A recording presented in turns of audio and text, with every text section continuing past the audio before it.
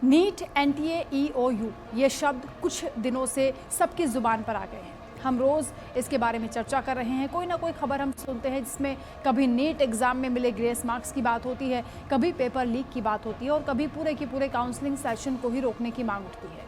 इसलिए हमारे legally speaking के दर्शकों को इस पूरे घटनाक्रम के बारे में ये जानना ज़रूरी है ताकि वो इस मुद्दे को बेहतर ढंग से समझ पाए। दरअसल ये मामला सिर्फ एक इम्तिहान की साख का नहीं बल्कि देश के भविष्य का है, क्योंकि यही इम्तिहान भारत के भावी डॉक्टर तैयार करता है। 5 मई को ये इम्तिहान कंडक्ट किया जाता है। तकरीबन 24 लाख बच्चे इस इम्तिहान में भाग लेते हैं और देश भर के 4000 से ज़्यादा सेंटर्स में ये एग्ज़ाम कराया जाता है। इन इम्तिहानों के लिए एप्लीकेशन 9 फरवरी से 9 मार्च तक जारी हुए थे, लेकिन उसके बाद 8 अप्रैल से दोबारा एप्लीकेशन के प्रोसेस को शुरू किया गया। इतिहास में ऐसा पहली बार हुआ जब नीट एग्ज़ाम के लिए 2 बार एप्लीकेशन प्रोसेस विंडो को खोला गया हो, लेकिन तब इस मामले पर कोई कार्रवाई नहीं हुई। हालांकि अब इस मामले पर राजस्थान हाईकोर्ट में एक याचिका दर्ज हो चुकी है। यह परीक्षा शुरुआत से ही विवादों के घेरे में रही। कई परीक्षार्थियों ने आरोप लगाया था कि पेपर लीक हुआ है। इस आरोप पर शिक्षा मंत्री धर्मेंद्र प्रधान का बयान आता है और वो सिरे से इन तमाम आरोपों को नकार देते हैं।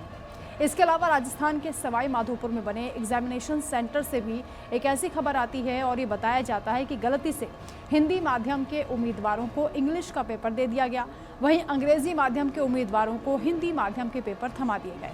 लेकिन ये इकलौता वाकया नहीं था जहां ऐसी गड़बड़ी हुई हो। इसके एग्जाम्स का रिजल्ट आता है और रिजल्ट के साथ ही विवादों का दौर भी शुरू हो जाता है। इन इम्तिहानों के रिजल्ट पहले 14 जून को आने वाले थे, लेकिन ये नतीजे लोकसभा चुनाव के नतीजों के दिन ही यानी 4 तारीख को ही जारी कर दिए जाते हैं और यहीं से पूरा विवाद तूल पकड़ने लगता है। सबके सामने चौंकाने वाले तथ्य आते हैं। इतिहास में पहली बार नीट जैसी कठिन परीक्षा में मुश्किल से ही 1-2 छात्रों के पूरे नंबर आते थे। वहीं 2024 में 67 बच्चों के 720 में से 720 नंबर आए। एक और गौर करने वाली बात यह है कि कोई छात्र अगर गलत आंसर देता है तो 4 मार्क्स उसके काट दिए जाते हैं, यानी नेगेटिव मार्किंग होती है। ऐसे में किसी भी स्टूडेंट के 719 अंक आना असंभव है, लेकिन इस बार कई छात्रों के 719 और 718 जैसे अंक भी आए। इतना बखेड़ा खड़ा होने के बाद एनटीए ने एक ट्वीट किया जिसमें बताया गया कि उन्होंने यानी एनटीए ने कुछ बच्चों को ग्रेस मार्क्स दिए थे, जिसकी वजह से 718 या 719 जैसे अंक देखे जा सकते हैं। ग्रेस नंबर देने के पीछे एनटीए का तर्क था कि कई बच्चों का टाइम लॉस हुआ था, लिहाजा उसकी भरपाई के लिए उन्हें ये ग्रेस नंबर दिए गए। आज तक किसी नीट पेपर में ग्रेस नंबर देने की बात सामने नहीं आई थी और इसी के चलते एनटीए के खिलाफ 3 बड़े आरोप लगते हैं। पहला एप्लीकेशन विंडो, दूसरा पेपर लीक और आखिर में ग्रेस नंबर। अब एक बार केसेस पर ध्यान देते हैं।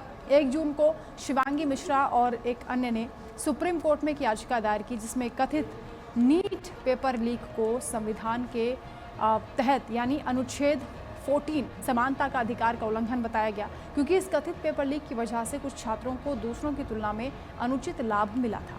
इसके अलावा फिजिक्स वाला के सीईओ अलक पांडे ने पारदर्शिता और निष्पक्षता को लेकर भी चिंता जताई और इसके साथ ही उन्होंने नीट यूजी 2024 परीक्षा में दिए गए ग्रेस मार्क्स का मामला सुप्रीम कोर्ट में उठाया।